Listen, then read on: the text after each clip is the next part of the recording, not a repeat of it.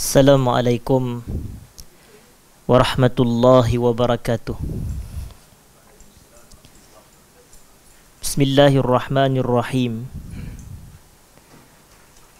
Alhamdulillahi rabbil alamin. Wabihi nasta'inu ala umuri dunya waddin. Wassalatu wassalamu ala ashrafil anbiya'i wal mursalin, Nabiyyina wa Sayyidina Muhammad wa ala alihi wa ashabihi ajma'ina, amma ba'd. Yang saya hormati seluruh jawatan kuasa pengurusan Baitus Salam,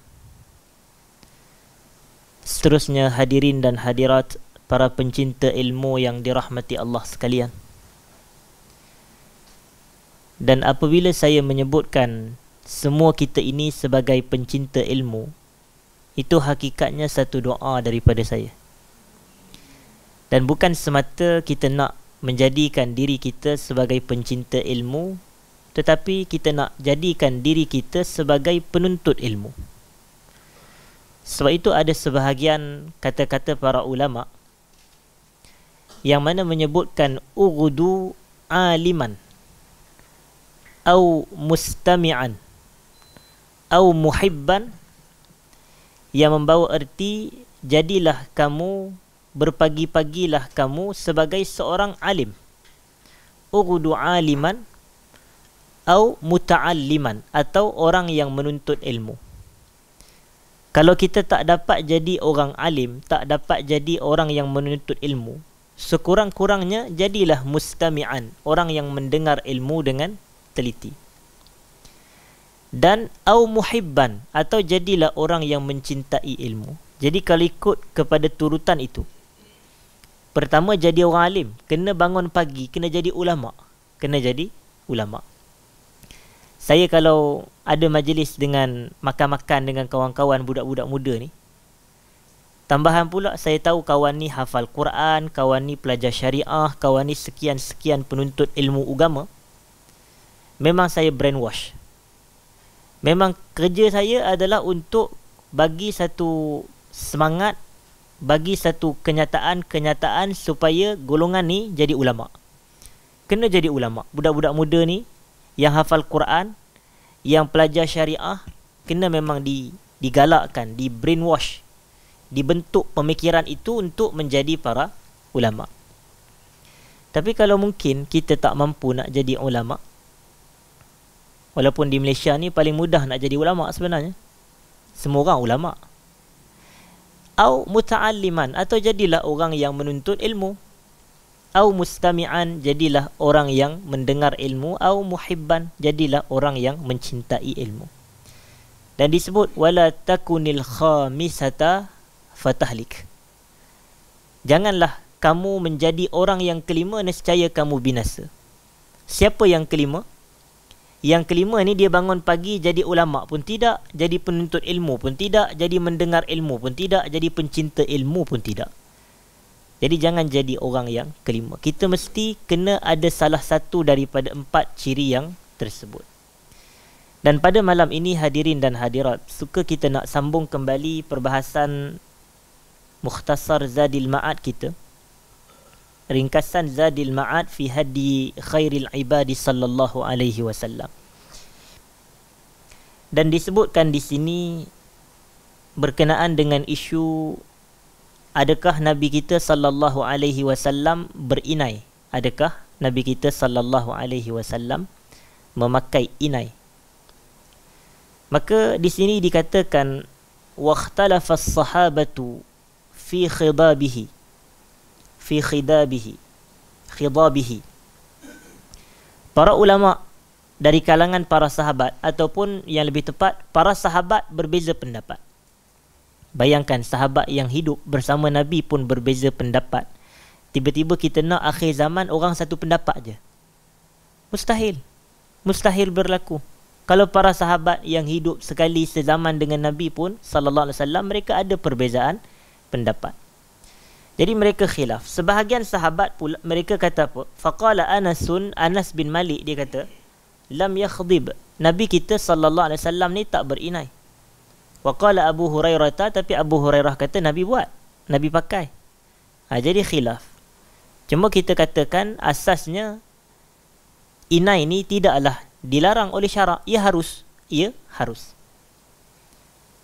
Seperti contoh bagi orang yang rambutnya beruban contoh. Tetapi dia tengok kepada kategori antara orang muda dan orang tua yang beruban. Kan kita tahu kisah Abu Quhafah, bapa kepada Abu Bakar As-Siddiq tu. Ketika Abu Quhafah, ayahanda kepada Abu Bakar As-Siddiq, dia datang untuk berbai'ah kepada Nabi sallallahu alaihi wasallam. Kan waktu tu rambut dia telah putih, penuh dengan uban kerana telah sangat tua pada waktu itu. Jadi Nabi pun tengok, Nabi suruh, Nabi kata ghayyiru hadha, Nabi kata ubahlah rambut ni, ubahlah rambut ni. Tapi Nabi dia bagi satu qaid, satu ikatan. Nabi kata wajannibus sawad, jauhilah ubah dengan warna hitam. Kalau selain daripada warna hitam dibenarkan.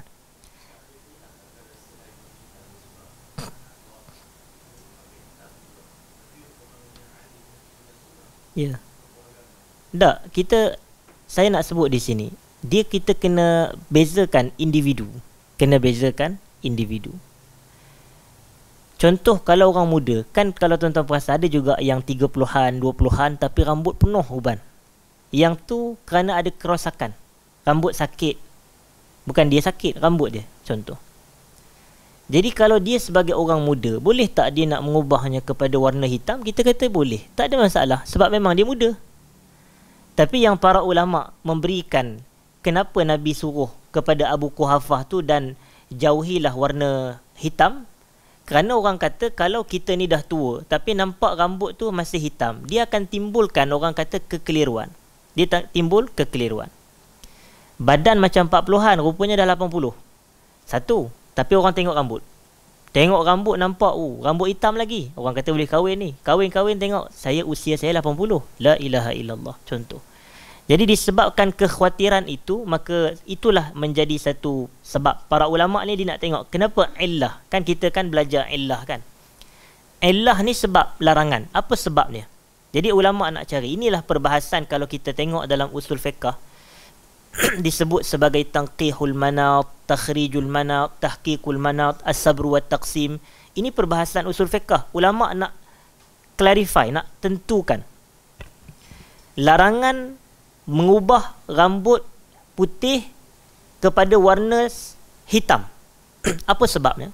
Jadi para ulama' kata sebabnya sebab ia akan menimbulkan syak wa sangka, akan menimbulkan kekeliruan. Tetapi kalau kita kata, kalau orang muda rambutnya memang putih kerana dia rambut rosak, jadi dia ubah kepada warna putih, dia ubah kepada warna hitam, yang ni tak ada isu. Yang ni tidak ada isu dan dia tidak termasuk dalam larangan tersebut. Jadi kalaulah ada ulama' juga yang disebutkan oleh soalan tadi, dia mungkin mengambil pandangan ini, bahawasanya mungkin dia kata dia tidak berapa tua sangat, ataupun mungkin dia memahami bahawasanya mungkin larangan ni merujuk bukan kepada haram pun, mungkin boleh jadi makruh sahaja. Dan makruh pula boleh jadi bukan makruh tahrim, boleh jadi makruh tanzih sahaja. Jadi kita kena clarify benda-benda ini dan kita katakan adalah hajat dan adalah sebab-sebabnya yang tertentu. Jadi kalau benar dia itu ulama', maka mestilah setiap tindak tanduk perbuatannya terbina atas dasar ilmu. Jadi ini kita tak khawatir. Tapi kalau untuk masyarakat, orang awam, kalau dia minta pandangan kepada kita, kita kata kalau orang muda yang rambutnya telah putih dengan uban, tak ada masalah untuk dia menginainya dengan warna hitam juga. Adapun untuk orang yang telah tua, di sini riwayat Abu Quhafah tersebut menjadi sandaran. Bahawasanya kalau untuk orang tua yang telah beruban, memang dia dituntut untuk menginaikan rambutnya, ubah warna daripada warna hitam kepada daripada warna putih kepada warna selain daripada hitam. Contohnya perang dan seumpamanya lah yang biasa kita lihat dalam kalangan masyarakat kita. Selesai perbahasan tersebut. Kemudian kita nak lihat, disebutkan di sini juga antara sunnah-sunnah fitrah Nabi sallallahu alaihi wasallam. Selain Nabi yang kita cerita dalam 2 minggu yang lepas itu, Nabi suka bagi sesuatu dengan tangan kanan dan menerima sesuatu juga daripada tangan kanan. Dan itu benda-benda fitrah, benda-benda fitrah Nabi. Dan kalau kita ikut, ia adalah sunnah Nabi, kerana memang ada anjuran, ia ada anjuran. Dan satu lagi disebutkan di sini, wa kana sallallahu alaihi wasallam yuhibbut tarajjul. Nabi kita ni dia suka sikat rambut. Dia suka sikat rambut. Yang ni fitrah, perkara-perkara kita yang kita lakukan sebagai manusia, sebagai manusia. Jadi antara yang Nabi suka buat adalah sikat rambut. Jadi tidaklah rambut kita tu kusut masai sahaja. Tidak. Tidaklah rambut kita tu serabut, orang tengok pun kata Allah teruk sangat. Kalau nak cover pun pakailah kepiah, contohlah. Tapi Nabi SAW, Nabi sikat rambut Nabi SAW. Dan disebutkan oleh penulis kitab kita di sini, wa kana sallallahu alaihi wasallam yurajjilu nafsah. Kadang-kadang Nabi sikat sendiri. Dan wataratan turajjiluhu Aisyah radhiyallahu anha. Turajjiluhu Aisyah radhiyallahu anha. Dan kadang-kadang Aisyah yang sikatkan. Aisyah sebagai isteri Nabi sallallahu alaihi wasallam, dia yang sikatkan rambut Nabi kita sallallahu alaihi wasallam. Dan ini adalah salah satu isyarat dalam hubungan suami isteri, dalam hubungan suami isteri. Dalam bab-bab ini, maka Nabi pun banyak benda yang Nabi buat untuk mengeratkan hubungan. Antaranya bab sikat rambut. Cuba bayangkan kalau seorang suami dia sikat rambut isterinya dan isteri sikat rambut suami. Bukankah perbuatan-perbuatan seperti ini akan merapatkan hubungan? Dan bukankah perbuatan seperti ini dia akan lebih mengekalkan dan menambahkan kasih sayang sesama pasangan? Begitulah. Sebab itu Nabi ni isyarat dia mesti bersebab. Isyarat daripada tindak tanduk perbuatan Nabi kita sallallahu alaihi wasallam. Nabi kadang sikat rambut sendiri. Boleh je Nabi nak hari-hari sikat rambut sendiri, tapi ada masa Nabi bagi Aisyah yang sikatkan rambut Nabi kita sallallahu alaihi wasallam. Kerana setiap tindak tanduk ini pasti ada hikmah di sebaliknya. Nak mengeratkan hubungan kasih sayang, nak mencambah dan menambah hubungan kekeluargaan antara Nabi dan pasangan-pasangan Nabi kita sallallahu alaihi wasallam. Dan seperti biasa juga Nabi kita akan sikat rambut dengan tangan kanan. Nabi akan sikat rambut dengan tangan kanan. Dan isyaratnya di sini, Nabi kita adalah orang yang segak, orang yang segak. Rambut disikat, dia akan lebih segak berbanding rambut yang tak disikat. Kita pun boleh fikir benda ni. Kalau tengok orang tu rambut tak sikat, nampak Allah tak kemas. Dan bila orang tu tak kemas, dia nak pergi jumpa pula dengan orang lain. Orang nak tengok dia, tiba-tiba orang kata, Ustaz Fahmi, nama Ustaz tapi rambut punya main teruk rambut, contoh. Contohlah. Maknanya penampilan kita boleh menimbulkan fitnah kepada bukan diri kita, agama kita. Tambahan kalau kita ni orang belajar agama, hafal Quran, ustaz, ustazah, contoh. Jadi kita ni, apa je perbuatan kita yang memungkinkan timbul fitnah kepada diri kita pun kita elak, lebih-lebih lagi fitnah kepada agama kita. Sebab itu disebut oleh para ulama satu kata-kata, antum ala saghratin min sugharil Islam. Kamu ni berada pada setiap satu posisi daripada posisi-posisi Islam. Maknanya kalau dalam peperangan tu kan kita ada benteng tentera. Jadi setiap kita ni berada pada satu posisi masing-masing, yang ada di atas, yang berada di bawah, yang di penjuru. Jadi setiap kita ada posisi masing-masing untuk pertahankan Islam. Maka mereka kata, para ulama kata, fala yu'tayanna ahadum min qibalik. Jangan benarkan musuh datang daripada jalan kita. Jangan biar musuh datang nak serang Islam daripada posisi kita, kedudukan kita. Jangan. Jadi setiap masing-masing ada peranan untuk pertahankan agama, apatah lagi maruah diri dia. Jadi sebab itu kita kata, disebut dalam beberapa kata-kata para ulama, sesiapa yang meletakkan dirinya pada posisi yang boleh menyebabkan dirinya ditohmah, maka dikatakan fala yalumanna man asa'a adh-dhanna bihi, maka jangan dia mencela orang yang sangka buruk dengan dia. Jangan cela orang yang sangka buruk. Dia timbulkan fitnah kepada diri dia daripada tindak tanduk dia, daripada ucapan dia, daripada penulisan dia. Kemudian bila orang kritik dia, bila orang tegur dia ataupun orang maki dia, walaupun jangan maki orang, Jangan kata Ustaz Fahmi suruh maki orang pula. Tapi kalau ada orang maki dia, maka tiba-tiba dia nak marah pula. Kenapa orang tu maki aku? Pertama, awak yang timbulkan fitnah. Jangan tutup pintu fitnah. Sama juga dari sudut penampilan kita, image kita. Kita tak nak orang sangka buruk kepada kita menerusi penampilan kita. Jadi sebab itu orang Islam kena segak. Lelaki kena segak, orang perempuan kena segak. Baik.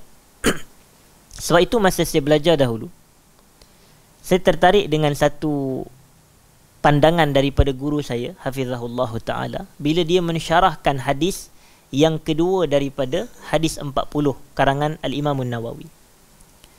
Kita tahu hadis yang kedua itu nama lainnya adalah hadis Jibril. Hadis Jibril diriwayatkan daripada Umar ibn al-Khattab, yang mana Umar kata, bainama nahnu julusun inda Rasulillah sallallahu alaihi wasallam zata yawmin idh tala'a alaina rajul shadidu bayadis siyab shadidu sawadis sya'ar la yura alaihi atharus safar wa la ya'rifuhu minna ahad hatta jalasa ila an-nabiy sallallahu alaihi wasallam fa asnada rukbatayhi ila rukbatayhi wa wada'a kaffayhi ala fakhidayhi faqala ya Muhammad akhbirni anil Islam. Ketika kami ni, kata Umar ibn al-Khattab, sedang duduk bermajlis bersama dengan Nabi sallallahu alaihi wasallam.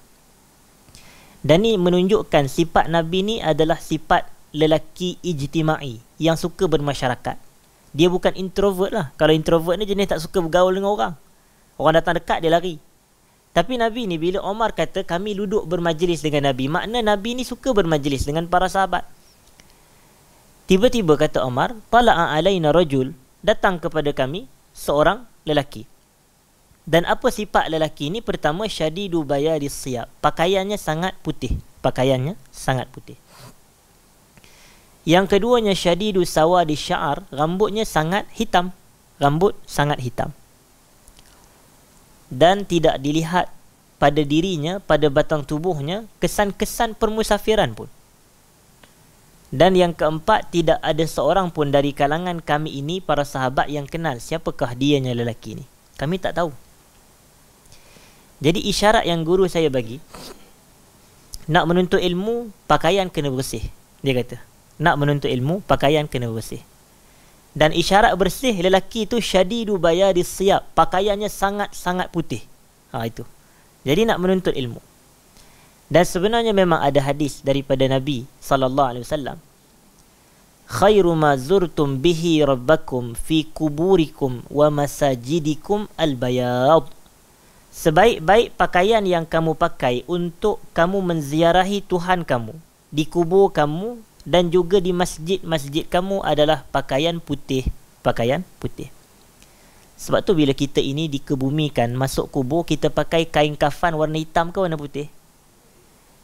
Itu sebab apa? Sebab kita tak boleh nak tentukan pakaian sendiri. Orang lain yang pakaikan kain kafan untuk kita. Kalau kita milih, boleh jadi masuk kubur pun pakai kafan kalungu. Orang kita kan suka corak-corak warna-warni. Tapi sunnahnya pakai warna putih. Itu adalah afdal. Itu adalah afdal. Menunjukkan kalaulah ada orang, kalau dia mati tak ada kain kafan putih, yang ada adalah kain hitam je, boleh tak? Boleh lah, tak ada masalah. Cuma afdal sahaja kain kafan putih tu. Tapi kalau ada satu tempat, contoh di dalam hutan ada orang mati, mana nak cari kain kafan putih? Sana mana ada jawatan kuasa khairat kematian ke apa ke nak handle? Yang ada keluarga je. Tapi kita nak mendapat pahala sunnah ini, mungkin orang boleh gali kubur, tetapi pakaian tu, nak cari kain kapan warna putih, tak ada. Tapi yang ada mungkinlah kain-kain yang warna hitam, contoh, ataupun selain daripada itu. Mungkin kain tahun lepas dia pergi beli di Kamda, nak beli baju Melayu contohnya. Buatlah, nak buat baju Melayu, tengok-tengok mati dulu. Jadi baju kain tu lah diguna untuk menjadi kain kafan. Bukan warna putih, tapi boleh lah. Tapi afdalnya warna putih. Sebaik-baik kata Nabi. Kemudian fi masajidikum, dan juga masuk masjid. Masuk masjid pun sama. Anjurannya adalah warna putih. Sebab tu kalau kita pergi Mekah ke Madinah, tengok orang pakai jubah putih je. Itu antara kefahaman daripada itulah. Orang kita ni sahaja yang boleh kita katakan di Malaysia ni yang berjubah banyak warna-warna lain tu. Tapi kebiasaan kalau talibul ilm, penuntut ilmu ke masyayikh, kalau kita jarang nampak mereka ni pakai selain daripada warna putih. Kalau mereka pakai, itu pun jelas menunjuk benda tu harus, benda tu bukan makruh, bukan haram, benda harus. Tapi biasanya warna putih. Tapi disebut oleh Omar ni pakaian sangat putih, dan guru saya kata nak belajar kena pakaian bersih. Pakaian bersih. Lepas tu dia kata syadidu sawadi sya'ar. Rambut pula adalah sangat hitam. Itu isyaratnya boleh jadi, kata guru saya tersebut, hafizahullah ta'ala, syadidu sawadi sya'ar menunjukkan nak menuntut ilmu bukan semata pakaian kena putih bersih, tetapi umur mesti muda. Dia kata umur mesti muda lah rambut masih hitam.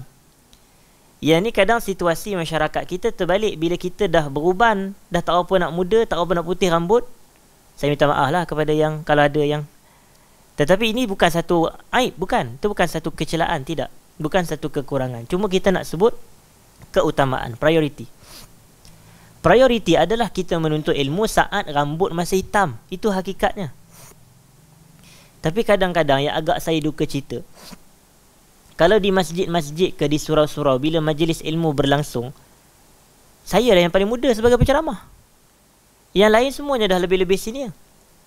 Yang lain bukan belia-belia dah, yang lain beliau-beliau. Jadi sebab itu kita kata, sepatutnya mana generasi muda ni? Mana yang budak-budak muda sepatutnya kena duduk? Tapi budak-budak muda duduk di mana? Duduk di TikTok, duduk di Twitter, duduk di WeChat, duduk di mana-mana tempat lagi.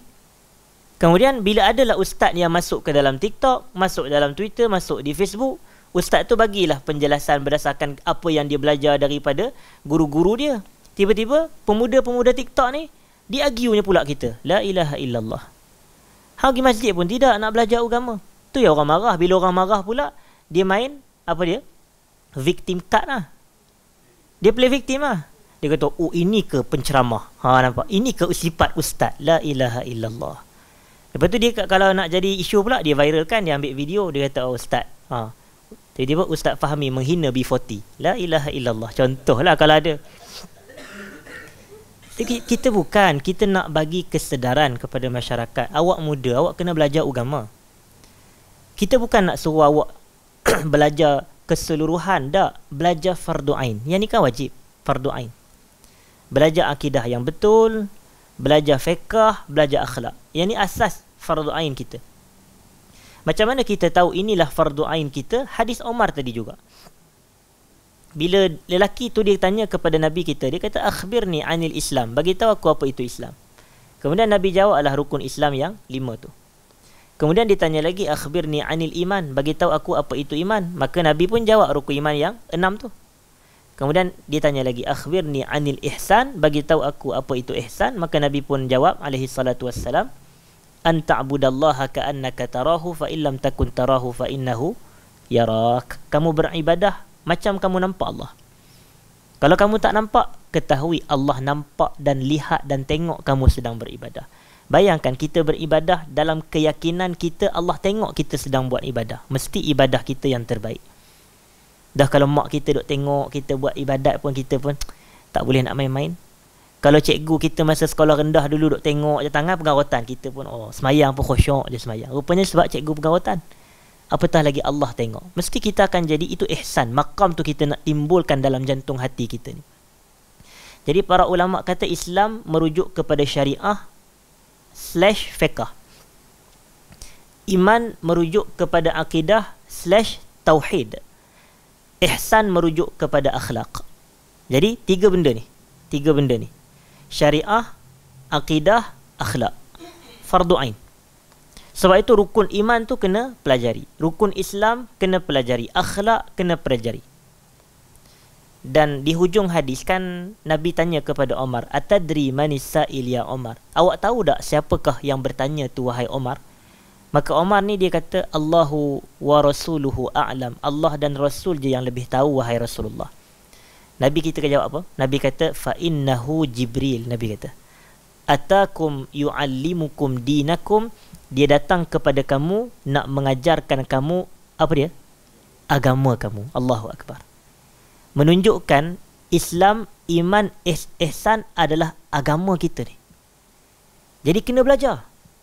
Islam, iman, ihsan tu Nabi kata yu'allimukum dinakum. Sebahagian riwayat kata yu'allimukum amra dinikum.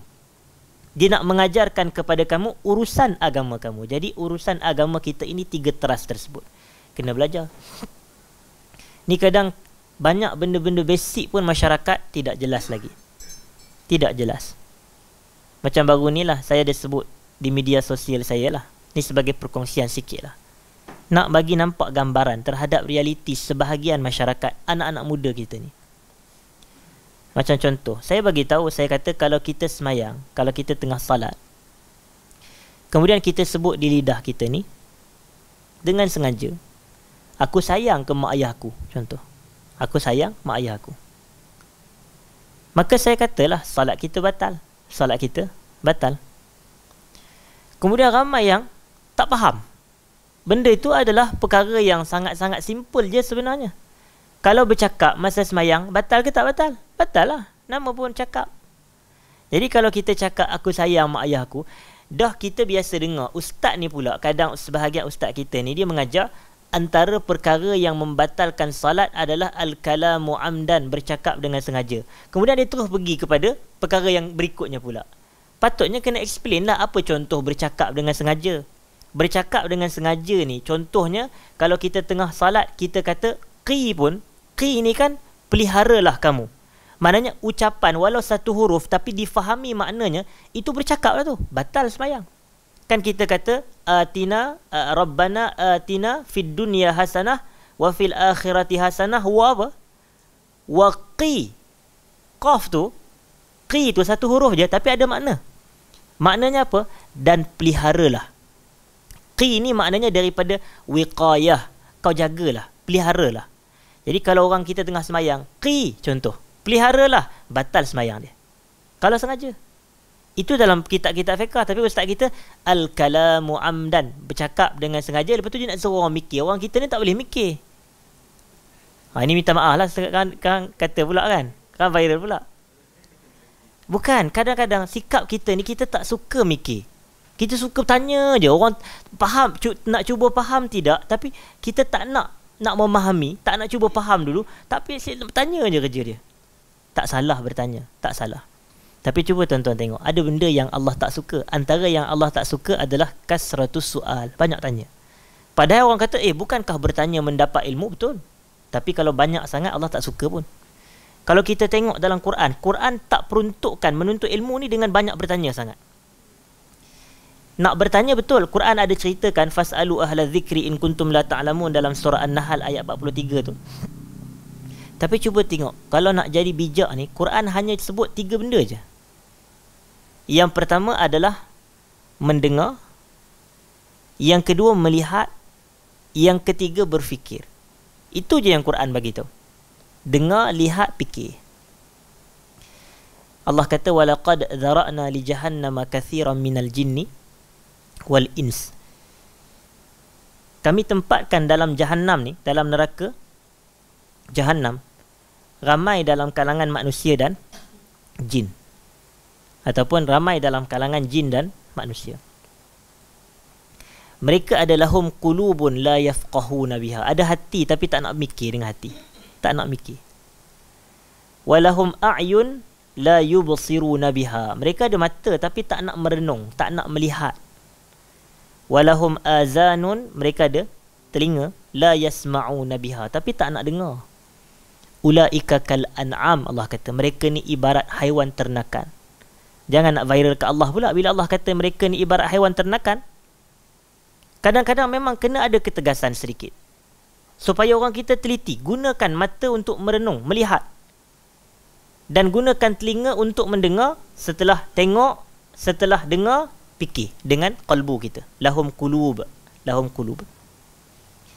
Sebab benda ni kita boleh, kadang-kadang banyak benda yang kita boleh dapat jawapan kalau kita baca teliti, kemudian kita mikir, dapat jawapan insya-Allah. Kalau kita dengar betul-betul, kemudian kita mikir, dapat jawapan insya-Allah. Tapi kadang bila orang tengah bercakap, kita bersembang. Lepas tu ustaz tak faham lah, la ilaha illallah. Sebab awak bersembang. Dalam menuntut ilmu, saya memang kena membentuk sikap. Dan nak membentuk sikap ni adalah benda paling ubah. Benda paling susah nak ubah. Itu maksud saya. nak membentuk sikap penuntut ilmu paling susah nak ubah. Tapi saya memilih jalan tu. Sebab itu kalau tuan-tuan tengok di media sosial saya, kalau ada orang buat benda yang saya tak setuju, memang saya akan tegur. Saya tak setuju, saya akan betulkan. Tapi bahasa kita bukan maki hamun lah, tapi kita betulkan. Sebab ni nak membetulkan sikap. Macam ada benda yang saya dah tulis, macam contoh saya tulis di poster, saya sharekan poster Baitul Salam keluarkan, malam ni kuliah kita Mukhtasar Zadil Ma'ad, tempat di Baitul Salam pukul 9.30 malam. Bila saya dah share poster tu, dekat bawah komen tu ada orang tanya, pukul berapa ni ustaz? La ilaha illallah. Tapi saya akan tegur.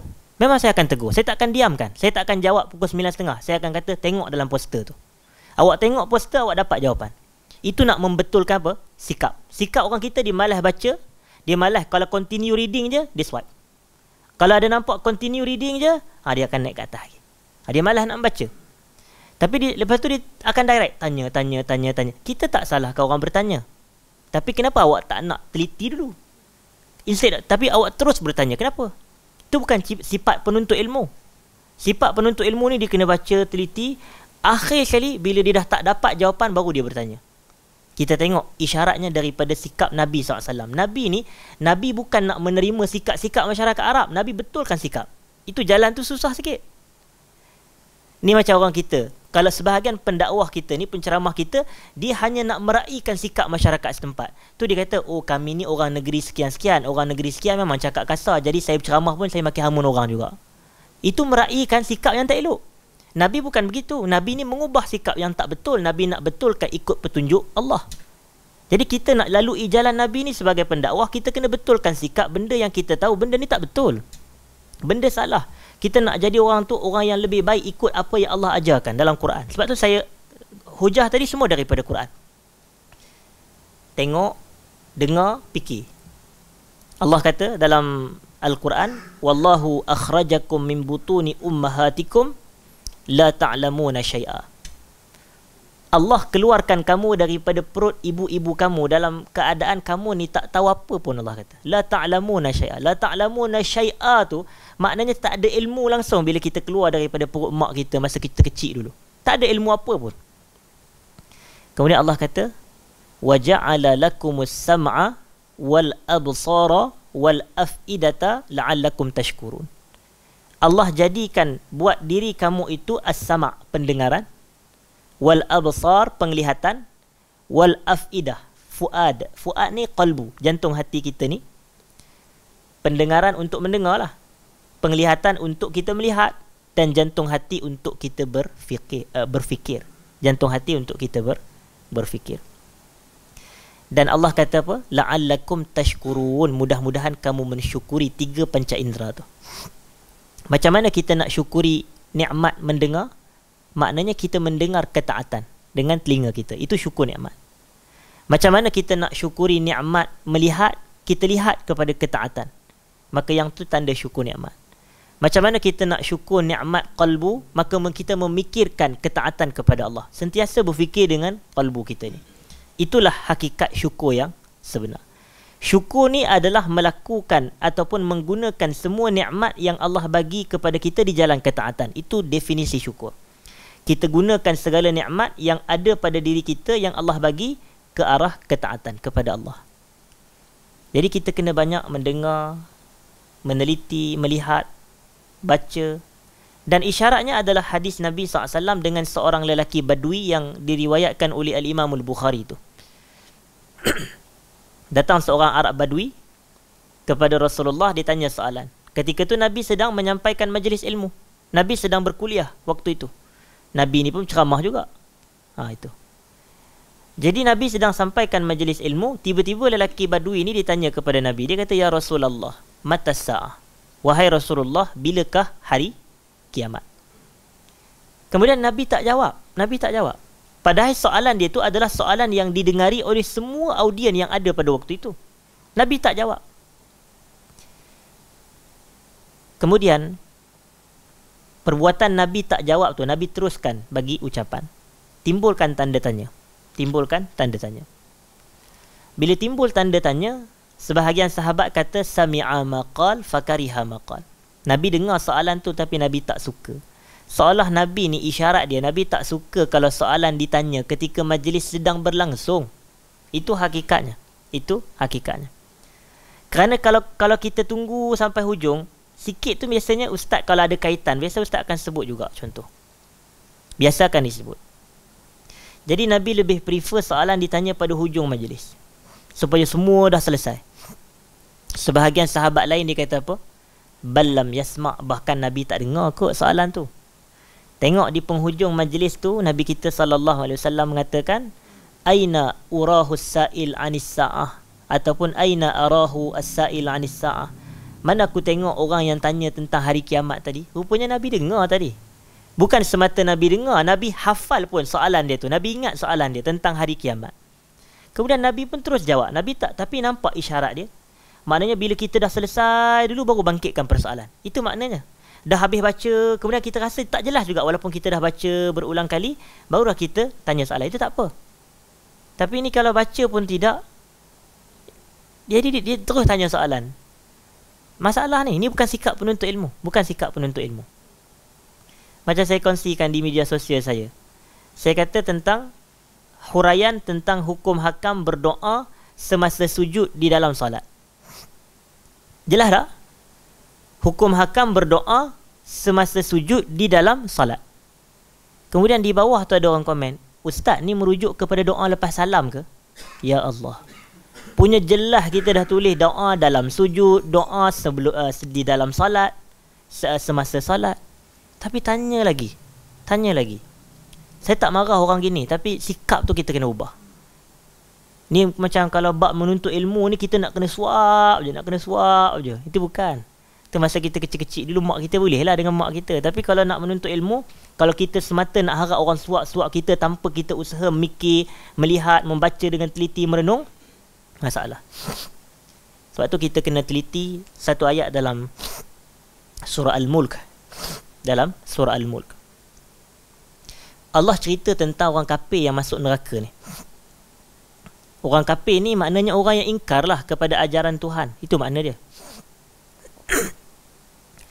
Allah kata dalam surah Al-Mulk, Iza ulqu fiha sami'u laha syahiqan wa hiya tafur.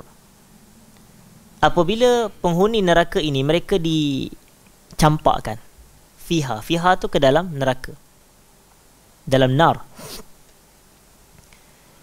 Dan di sini kalau kita tadabbur Quran, kalau kita ni jenis orang yang rajin mikir lah, kalimah ulku tu pun kita boleh dapat satu kepahaman dan dapat satu penjelasan bahawasanya kalimah campak, lontar ni biasa benda-benda yang berharga ke benda yang tak berharga? Tak berharga. Jadi tengoklah kalau orang kita ni masuk neraka, dicampak ke dalam neraka, bukan diletak elok-elok, dicampak, hinanya. Allah guna iza ulku. Allah tak kata apabila diletakkan dengan sopannya, dengan baiknya. Tak. Iza ulku, campak. Biasa benda campak ni, contoh kalau kita ada sampah, plastik sampah tu, di depan kita tu adalah tong sampah besar. Jadi kita punya pusing, pum, masuk dalam tong sampah tu. Kalau tak masuk pun tak apalah sebab awak tu sampah, biarlah. Kata adalah pengutip sampah yang kutip. Kita makna kita tak nak letak elok-elok pun. Sebab nak dekat dengan tempat sampah pun kita tak nak. Tapi Allah sifatkan iza ulqu, apabila dicampak penghuni neraka ke dalam neraka. Lalu Allah kata sami'u laha syahiqa. Maka kita akan dengar syahiqa. Syahiqa ni apa makna dia? Jeritan, teriakan, pekikan. Itu. Ada orang jerit, ada orang teriak, ada orang memekik. Sebab sakit. Kena seksa dengan api, sakit. Dan bila mereka jerit, wahiyya tafur, neraka tu bakar lagi. Neraka bukan dia peduli. Dia memang sifat dia adalah makhluk Allah yang memang diamanah, ditanggungjawab untuk menyeksa orang-orang yang ingkar. Dia peduli apa? Dalam sebahagian ayat Quran, Allah neraka kata kepada Allah, apa ayat tu saya pun tak ingat, tapi apabila neraka tu dah penuh, dia tanya kepada Allah, hal min mazid, ada tambah lagi ke? Ada nak tambah lagi ke? Dia tanya. Jadi menunjukkan dia memang ada tak nak tambah lagi masuk. Kalau macam kita ni lah, kalau seorang manusia lah, kalau dia pukul manusia pun, kalau manusia yang dipukul tu duk menjerit, tolonglah, tolonglah, dia rasa kesian. Tu hakikat manusia, kita akan rasa kesian juga. Tapi neraka tak ada. Jadi tengok ayat tu. Tapi kita tengok apa yang menyebabkan puak ni boleh masuk neraka. Maka dikatakan takadu tamayyazu minal ghais.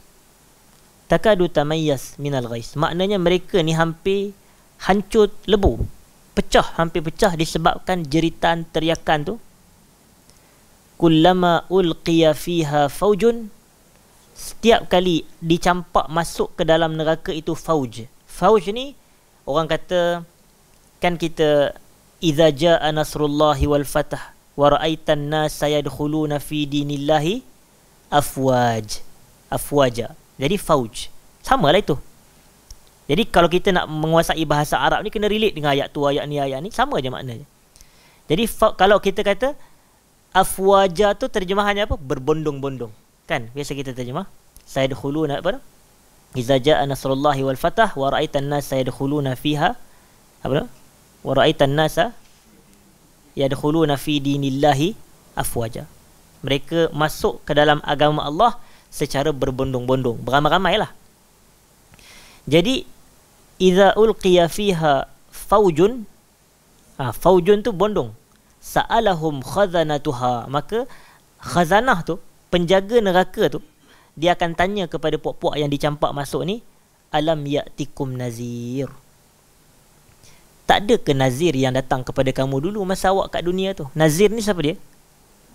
Pemberi ingatan, pemberi ancaman. Tak ada ke siapa dia yang datang nak bagi ancaman kat awak? Dan nazir merujuk kepada Rasul. Merujuk kepada Rasul. Kan para Rasul kan sifat dia mubasyirina wa munzirin. Memberi khabar gembira, memberi ancaman. Jadi kalau kita nak ikut legasi dakwah para Rasul, dua benda ni kita kena buat. Tapi pendakwah kita banyak yang buat satu je, yang awal tu. Dia suka, marilah kita buat baik, marilah kita puasa, marilah kita semayang, siapa semayang dapat pahala, siapa solat dapat syurga. Macam tu lah. Kalaulah semata itu sahaja, siapa-siapa pun boleh jadi penceramah. Kalau setakat nak suruh orang ajak buat orang apa? Nak ajak orang buat baik, siapa-siapa pun boleh bagi ceramah. Siapa-siapa pun boleh ada. Tapi tak, di medan penceramah, medan ilmu. Di medan ilmu. Ilmu ni bukan semata, ilmu ni mencakupi semua sekali. Apa je perbahasan yang berkait dengan agama kita ini, itu ilmu. Tapi yang ni tak ramai penceramah yang ada. Dan dia banyak bagi ajak kebaikan, tapi dia tak ada ancaman. Sebab malah nanti orang tahu buat baik tu, orang tinggallah benda jahat. Tak boleh. Kalau kepahaman itu betul, tak adalah Allah suruh Nabi buat benda, ajak orang buat baik dan larang orang buat jahat. Kalau kepahaman dia tadi betul, dua-dua kena buat. Nabi kita sifat dia basyiran wa nadhira, memberi khabar gembira, memberi ancaman. Dan part nak bagi ancaman ni orang tak suka ni. Kita nak bagi khabar gembira, pertama tentang tauhid, kedua tentang ibadat, yang ketiga tentang sunnah. Ni dia. Dan kita nak bagi ancaman pertama tentang syirik, yang kedua maksiat, yang ketiga bid'ah. Jadi ini flow dia. Tauhid, ibadat, sunnah, syirik, maksiat, bid'ah. Setiap satu ada lawan dia. Jadi sebagaimana kita menyuruh melakukan ketiga-tiga yang awal tadi, kita juga mengancam dan melarang daripada orang melakukan ketiga-tiga yang tu. Tapi tak semua orang boleh buat. Nak tegur masalah akidah yang ini ada unsur kesyirikan, orang tak berani nak buat. Sebab nanti dianggap sebagai kaki mensyirikkan orang. La ilaha illallah. Kita pun tak tahu apa kayu ukur yang memudah sangat label orang kaki syirik, kaki membida'ahkan, kaki memaksiatkan. Kita pun tak tahu apa kayu ukur dia. Sebab kalau kita baca kitab jadi penuntut ilmu yang sejati, memang kita akan tengok ulama'-ulama' ni memang banyak bida'ah ke orang. Dan bukan ulama'-ulama' Hambali je dah, ulama' Maliki pun, ulama' Syafi'i pun, ulama' Hanafi pun. Dan orang kata, iya ke? Saya tak tahu pun. Betul lah awak tak tahu, apa banyak kitab yang awak baca. Orang lain banyak baca kitab, dia tahulah. Dan awak ni, itu kadang-kadang masyarakat kita ni, kalau dia sikit dia dengar benda pelik je, dia kata, iya ke ustaz ni sebut? Aku tak pernah dengar pun. Kata. Tak pernah dengar banyak ceramah yang awak pernah dengar. Bila kita cakap orang kata kita sombongnya, tak. Ni sikap awak kena betulkan. Sikap kena betul dan terima nasihat. Terima nasihat. Ambil dari sudut positif. Bila kita duk petikai orang tu yang masalah, sikap tu tak betul. Sebab dia kata dia petikaikan ustaz sebab apa yang ustaz cakap dia tak pernah dengar. Tak pernah dengar tu bukan masalah ustaz. Tak pernah dengar tu masalah kita. Masalah kita. Tu yang tapi bila ustaz sebut awak ni tak pernah dengar kata-kata saya ni, berapa banyak ceramah yang awak dengar, dia terasa hati. Dia viralkan video ustaz tu. Dia kata tak patut ustaz hina kami ni. Kata jawablah elok-elok. Kita ni kena orang kata kena soft spoken. Kita ni kena akhlak baik. Nabi tak pernah cakap begitu kepada la ilaha illallah. Betul ke Nabi tak pernah tinggi suara marah orang? Nabi marah orang banyak juga. Cuma zaman Nabi tak ada viral je. Ada satu hari tu Nabi kita SAW balik daripada perang musafir. Tapi Nabi ni antara sifat Nabi, akhlak Nabi, Nabi akan berjalan paling lambat sekali. Sebab Nabi nak teman orang-orang tua yang turut serta peperangan dan orang tu tak larat, baru balik perang. Nabi ni dia bersama dengan du'afa. Nabi bukan bersama dengan al-aqwiya je, orang kuat je. Nabi bersama dengan orang lemah. Kalau macam kita ni nak bersama dengan orang kaya, nak bersama dengan orang kuat, nak bersama dengan orang ada nama. Tapi tak Nabi. Nabi nak bersama dengan orang miskin, Nabi nak bersama dengan orang lemah, Nabi nak bersama dengan orang yang tak ada nama pun. Itu hebat Nabi kita. Jadi para sahabat yang laju ni mereka dah balik dulu. Tapi bila mereka balik dulu, mereka ni waktu solat dah masuk. Cuma mereka tak nak semayang dulu. Sebab apa mereka tak nak semayang dulu? Sebab mereka nak tunggu Nabi. Mereka nak tunggu Nabi supaya Nabi dapat jadi imam. Oh, sahabat-sahabat ni cukup suka kau dapat jemaah dengan Nabi. Biarlah mereka lewat sikit semayang pun, tapi dapat semayang jemaah dengan Nabi sallallahu alaihi wasallam. Jadi bila dah lah minit ni, waktu pun dah nak hampir masuk, Nabi baru sampai. Jadi bila mereka ni waktu baru nak masuk, barulah masing-masing sibuk nak ambil wuduk. Bila nak ambil wuduk, mereka pun orang yang nak ambil wuduk dalam keadaan waktu salat dah nak habis. Macam mana sifat wuduk dia? Laju ke ataupun duk slow and steady lagi? Dia mesti laju. Dia nak cepat sebab nak kejar masa. Jadi mereka ambil. Tapi bila sampai kat basuh kaki tu, mereka tak basuh tumit tu dengan elok. Tak basuh tumit kaki tu dengan elok. Padahal tumit kaki ni kan wajib dibasuh juga.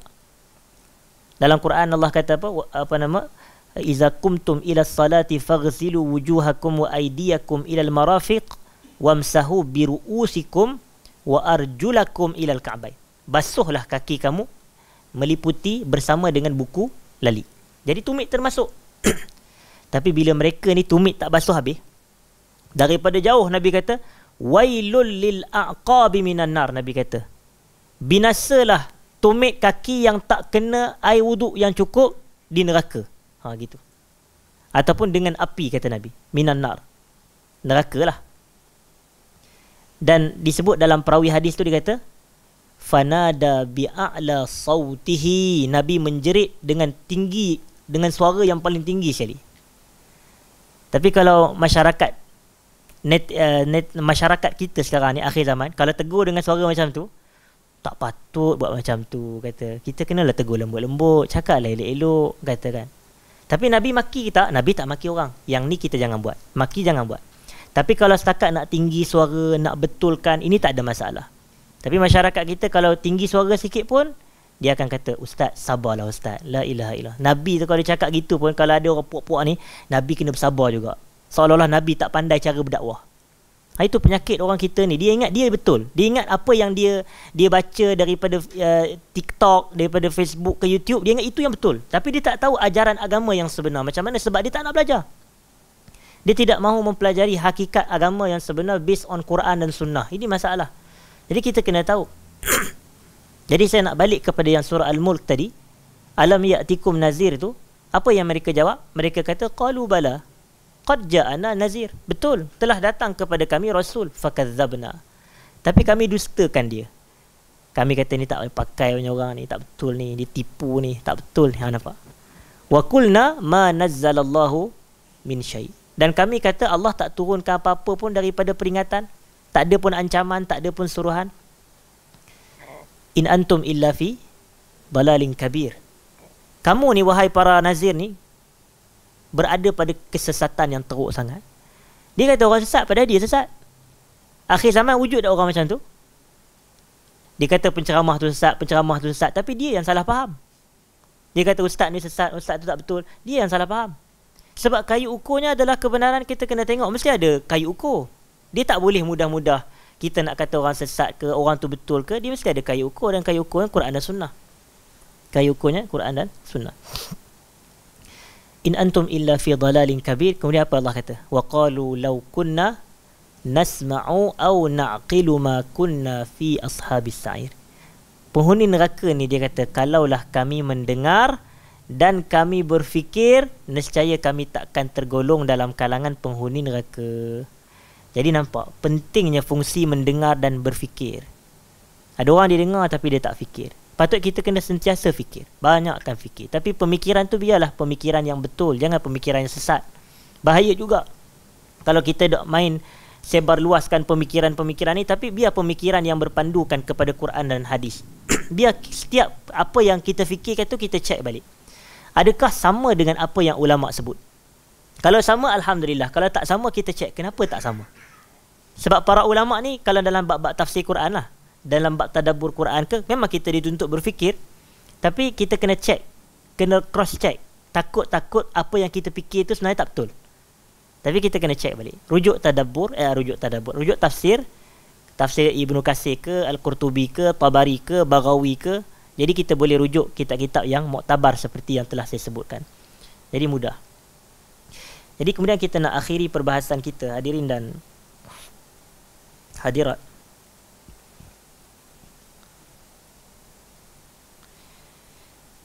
Disebutkan juga berkenaan dengan antara sunnah ataupun kesukaan Nabi sallallahu alaihi wasallam adalah memakai minyak wangi. Memakai minyak wangi.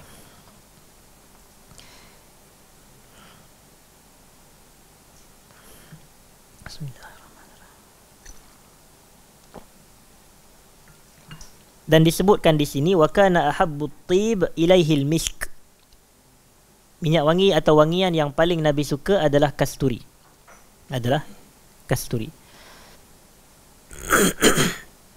Jadi di sini nak memberikan satu isyarat bahawasanya Nabi kita sallallahu alaihi wasallam dia suka kepada minyak wangi kasturi. Di sini ada minyak wangi. Abu Talhah yang jual.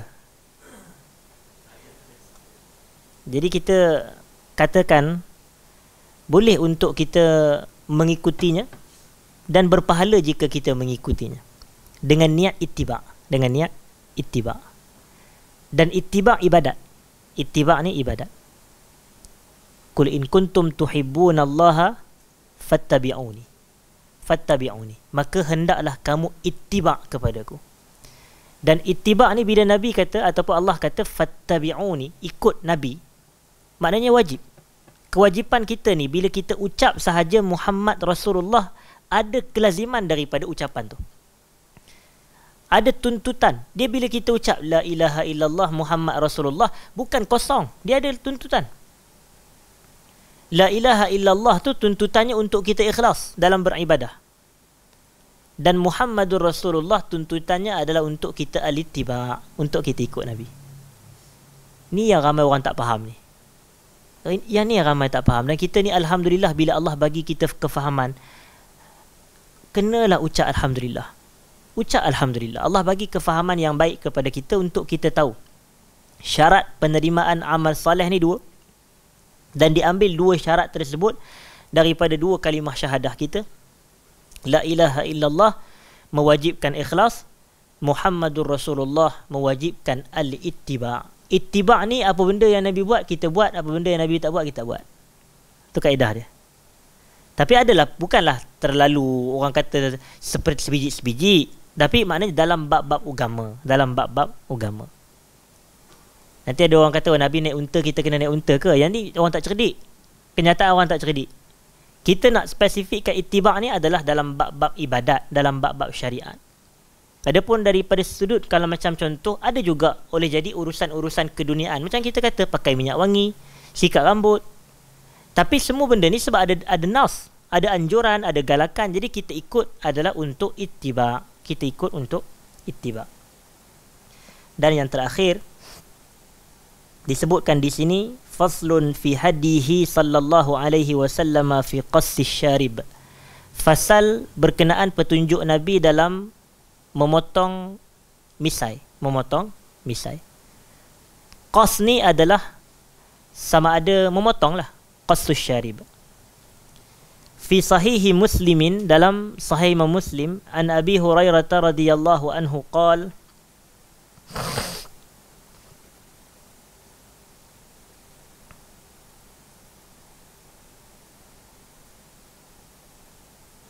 boleh hilang pula muka surat tadi. Tapi tak apalah, saya hafal hadis tu. Nabi SAW menyebut dalam hadis Muslim tadi, juzzu syawarib. Juzzu syawarib ni maknanya qassu syawarib. Maknanya potonglah misai. Dan wa ahful liha, dan biarkan dan simpan janggut, Nabi kata sallallahu alaihi wasallam. Dan sebahagian riwayat Nabi kata wa khaliful musyrikin ataupun wa khaliful yahud, dan kamu selisihilah orang-orang Yahudi, berbezalah dengan orang-orang Yahudi. Dan sebahagian khaliful majus, menyelisihilah orang-orang yang majusi yang lebih tepat.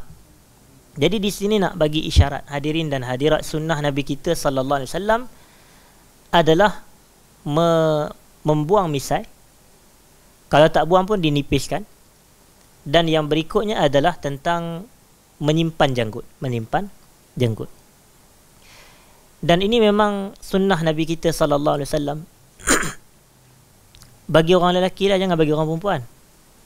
Orang perempuan jangan simpan janggut. Jadi kita kata di sini bagi orang lelaki. Orang lelaki dia kena simpan janggut, dia kena jaga janggut. Dan ini sunnah Nabi kita sallallahu alaihi wasallam. Dan dia kena pendekkan ataupun cukur ataupun dia buang misainya. Sebahagian ulama dia mengaitkan isu ni dengan hukum sunat dan makruh. Sebahagian ulama pula dia kaitkan dengan wajib dan haram. Lawan sunat makruh, lawan wajib haram. Jadi begitulah. Tetapi kita katakan di sini, ini adalah kita nak menggambarkan tentang sunnah Nabi kita sallallahu alaihi wasallam. Jadi kalau orang tanya, sunnah Nabi ni berjanggut ke tidak? Ya, berjanggut. Nabi kita sallallahu alaihi wasallam berjanggut. Dan itu, saya ada sebahagian kata-kata para ulama yang kata satu-satunya sunnah Nabi yang kita boleh bawa masuk kubur adalah janggut. Dia kata begitu. Satu-satu sunnah Nabi yang boleh bawa masuk dalam kubur adalah janggut. Jadi usahakan bagi orang-orang lelaki. Jadi itulah serba sedikit yang boleh kita ni. Sebab saya pun tadi tengah tengok-tengok nanti tiba-tiba terhilang pula muka surat tu. Jenuh nak mencari balik. Jadi nak cari balik pun dah pukul 10.30. Jadi alang-alang lah kita kata kan. Ambil ruang, ambil kesempatan. Tapi sedikit untuk saya raikan kepada semua untuk mengikuti warisan salafus salih. Sebelum mereka memasuki Ramadan, mereka ada satu perbuatan yang disebut sebagai tahniah, ucapan tahniah. Jadi saya ucap selamat menyambut Ramadan Al-Mubarak kepada semua hadirin dan hadirat yang bersama kita pada malam ni. Dan kita berdoa kepada Allah, semoga Allah menerima segala amal salih kita ini di dalam bulan Ramadan. Allahumma amin. Dan Allah keluarkan kita daripada Ramadan dengan mencapai takwa kepada Allah. Allahumma amin. Jadi itu insya-Allah kita pada hari Ahad ini akan memasuki 1 Ramadan, 3 April insya-Allah. Jadi esok 1 April, Selasa, dan masih ada 2 hari lagi untuk kita tidak berpuasa. Dan kemudian 3 April kita berpuasa. Dan ada satu kata-kata ulama yang menarik untuk kita fikirkan, iaitu jangan jadikan hari kamu berpuasa sama sahaja dengan hari kamu tak puasa. Ucapan tu saya suka. Jangan jadikan hari kita puasa sama je dengan hari tak puasa. Dia mesti kena ada beza. Ya.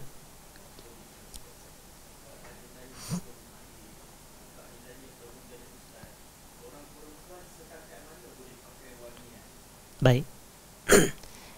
kita maklum yang Nabi kita sallallahu alaihi wasallam telah mengeluarkan larangan kepada orang perempuan untuk berwangi-wangian. Tetapi dalam hadis tersebut dia mengguna wazan fa'al sebenarnya. Kalau kita cek balik hadis tu, macam contoh Nabi kata la'anallahu zairatil kubur, sebahagian riwayat zawaratil kubur. Allah melaknat wanita-wanita yang kaki ziarah kubur. Zairat, zawarat atas wazan fa'al. Dan fa'al ni adalah sirah mubalaghah, maknanya dia lebih-lebih sangat, selalu sangat. Tapi kalau sekali-sekala tak apa.